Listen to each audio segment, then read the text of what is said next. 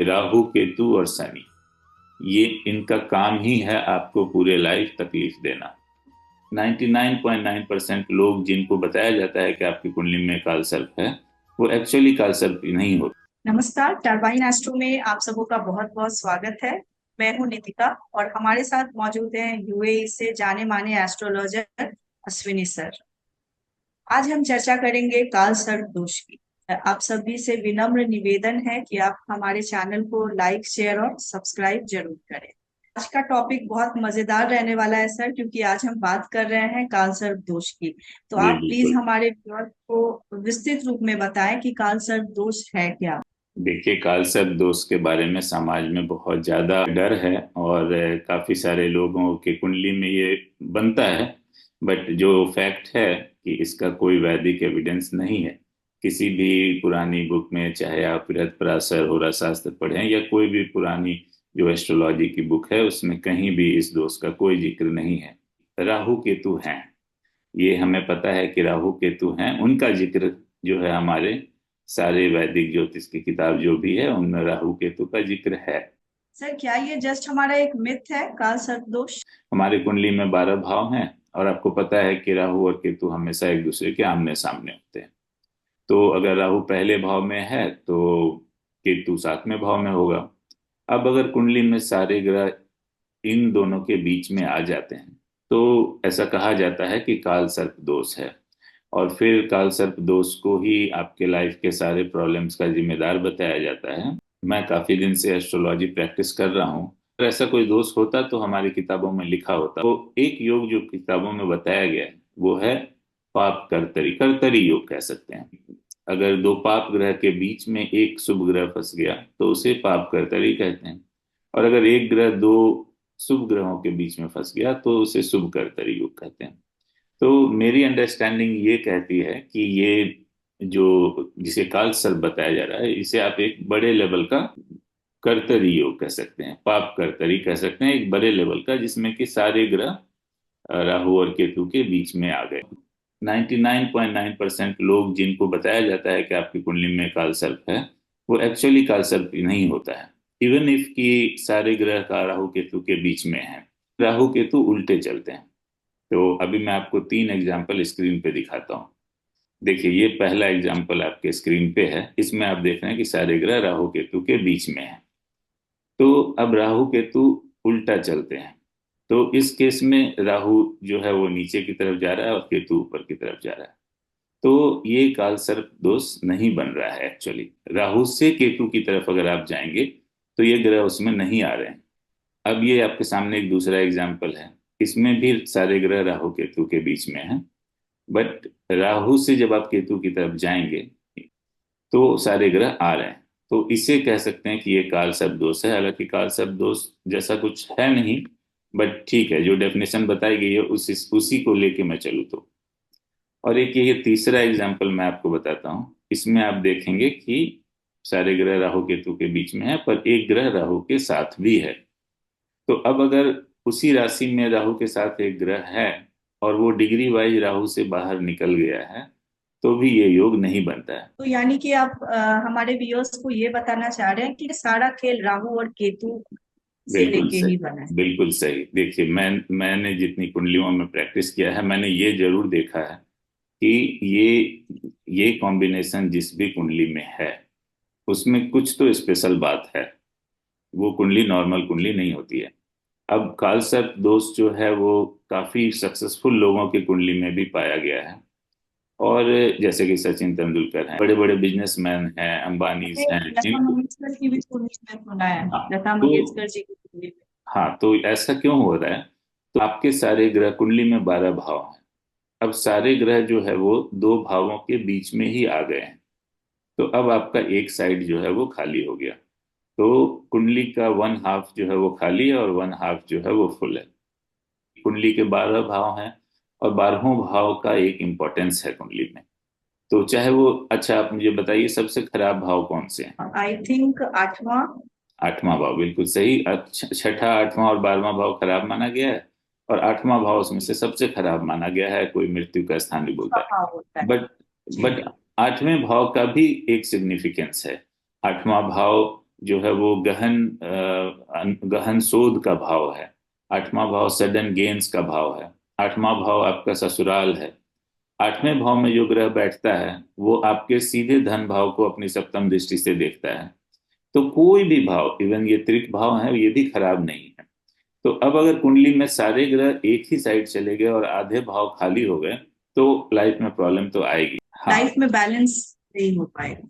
Balance नहीं हो पाएगा। आपने देखा है, हम लोग जब भी कुंडली एनालिसिस करते हैं, मैं हमेशा उस कुंडली को अच्छा बताता हूँ जिस कुंडली में ग्रह जो है वो इक्वली प्लेस्ड रहते हैं। तो ये है। अब सक्सेसफुल लोगों की कुंडली में ये कैसे बन गया, तो वो ये है कि अब ये राहु और केतु वैसे भी एक्सट्रीम है। इंग्लिश में लूनर नोड्स बोलते हैं इनको। तो जहाँ राहु एक, इसीलिए कुंडली में एक दूसरे के अपोजिट होते हैं। अब जहाँ राहु एक, उसका नेचर है सब कुछ पाने का, वहीं केतु का नेचर है सब कुछ छोड़ने का। और ये दोनों चीजों को ये एक्सट्रीम लेवल पे करते हैं। तो अब जैसे वीनस भी भोग है, लेकिन राहु का भोग अलग है, वो एक एक्सट्रीम लेवल का भोग है। अब बृहस्पति भी आध्यात्म है, लेकिन केतु का अध्यात्म अलग है, वो एक एक्सट्रीम लेवल का अध्यात्म है।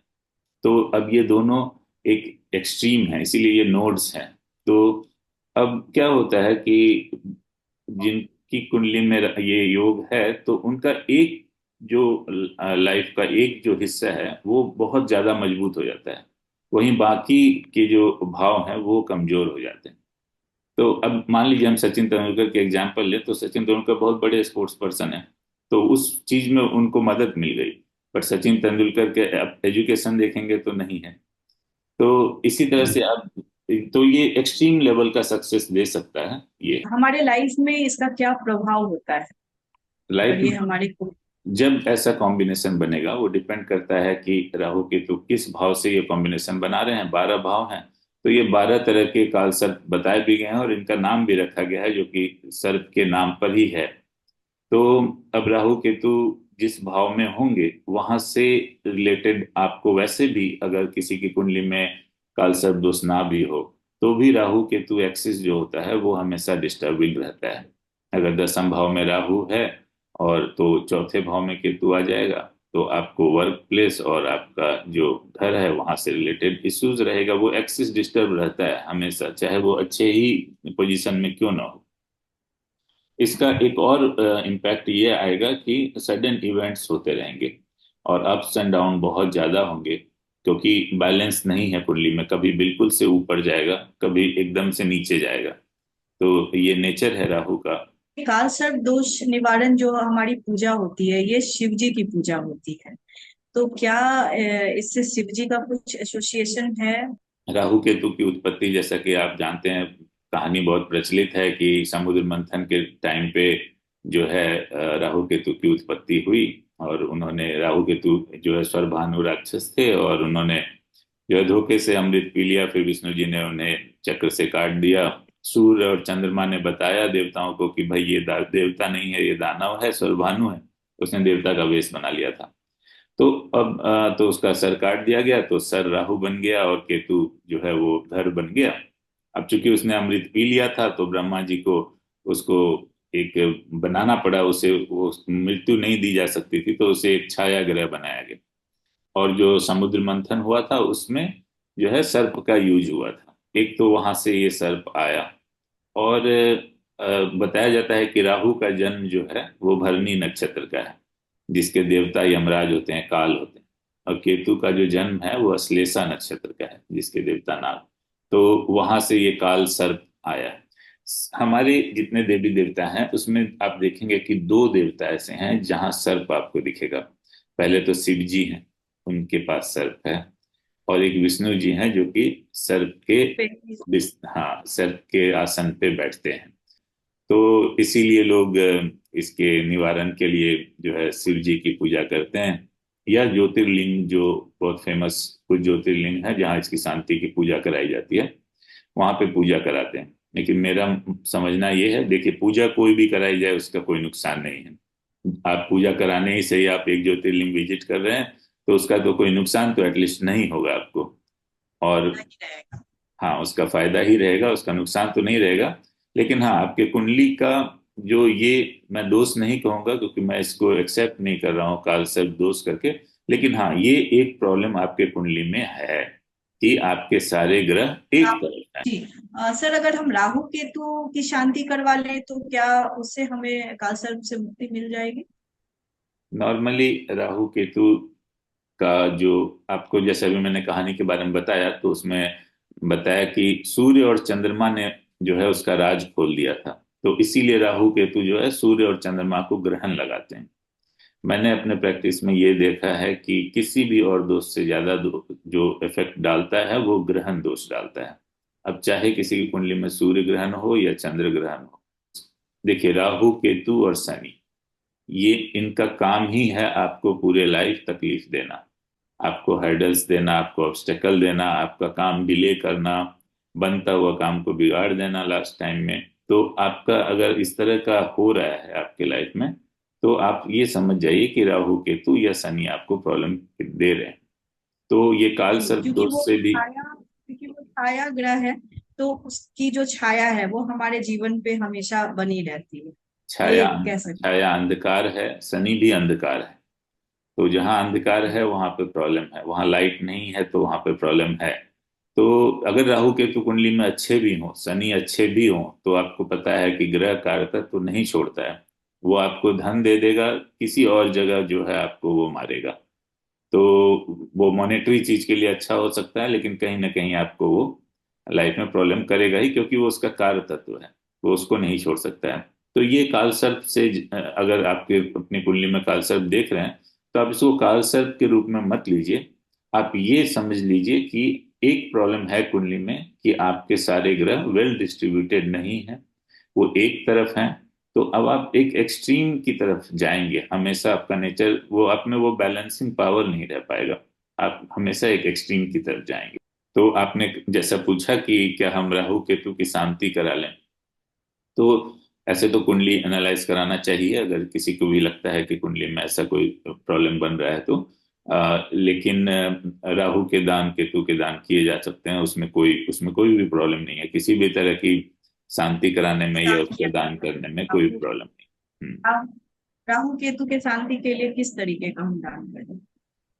जब भी इस तरह का योग बन रहा हो तो उसका सबसे अच्छा उपाय जो है वो है महामृत्युंजय जाप। आप खुद से करिए, आप 11 बार महामृत्युंजय जाप रोज कर लीजिए, तो आपको ऑटोमेटिक जो है राहु से रिलेटेड जो भी प्रॉब्लम आ रहा होगा उसमें आपको आराम मिलेगा। ये बिल्कुल ही टेस्टेड है। और उसके बाद कुंडली देख करके आपको पर्टिकुलर दान बताए जा सकते हैं, और आपको वैसा व्रत भी बताया जा सकता है जो करने से आपको बहुत जल्दी ही लाभ हो। सर, जैसा कि नाम से ही हमें बहुत डरावना लगता है कि काल सर्प दोष कितना बड़ा दोष है हमारी कुंडली में, तो क्या हमारे व्यूअर्स को इससे डरना चाहिए? नहीं नहीं, बिल्कुल नहीं, बिल्कुल भी नहीं डरना चाहिए। काल सर्प दोष ही नहीं, किसी भी दोष से नहीं डरना चाहिए। ये और भी बहुत सारे दोष कुंडली में देखने को मिलते हैं जो कि इससे भी ज्यादा खतरनाक होते हैं। तो डरने की कोई भी बात नहीं है, आप अच्छे एस्ट्रोलॉजर से अपनी कुंडली को चेक करवाइए, और उसके बहुत छोटे छोटे उपाय होते हैं वो करेंगे, आपको बिल्कुल ही राहत मिलेगी। याद रखिए, हर एक कुंडली में कुछ अच्छे योग हैं और कुछ बुरे योग हैं। मैंने अभी तक ऐसी कोई कुंडली नहीं देखी जिसमें कि कोई भी अच्छा योग ना हो या कोई भी बुरा योग ना हो। हर कुंडली एक अच्छे और बुरे योगों का एक कॉम्बिनेशन है। और जैसा कि मैं बोलता हूँ कि जिस दिन हम अपने आप को अलाइन कर लेते हैं उस कॉम्बिनेशन से, हमारी लाइफ आसान हो जाती है। जी सर, आपका बहुत बहुत धन्यवाद। हमारे दर्शकों को आपने बहुत अच्छी अच्छी जानकारियां दी और आपने अपना बहुत कीमती समय हमारे साथ निकाला, इसके लिए बहुत बहुत धन्यवाद। Thank you so much, thank you Nitika.